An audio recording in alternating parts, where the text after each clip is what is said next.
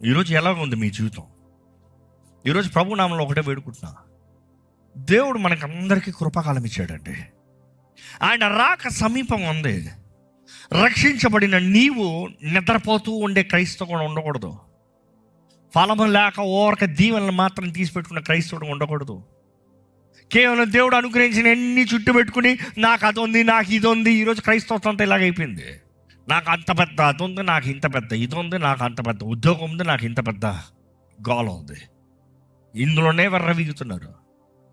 ఫలించండి అయ్యా అంటే no interest. ఇప్పుడు కూడా ఈ వాక్యం ఎంతమందికి నిజంగా దేవుడు మాట్లాడుతున్నాడని గుండె కత్తుకుంటుందో నాకు తెలియదు, కానీ దేవుడు నా హృదయంలో పెట్టింది మాత్రం మీకు తెలియజేస్తున్నా. దేవుడు మీ దగ్గర నుండి కోరేది ఇదిగో, నీకు ఇవ్వబడింది ఎంతో అవకాశం, నీకు ఇవ్వబడింది ఎన్నో తరుణాలు, నీకు ఇవ్వబడింది ఎంతో కృప, నిన్ను నమ్మి ఎంతో అప్పచెప్పా, నీ జీవితంలో ఎన్నో మేలు జరిగించా. నువ్వు ఫలిస్తావని ఎదురు చూస్తున్నా.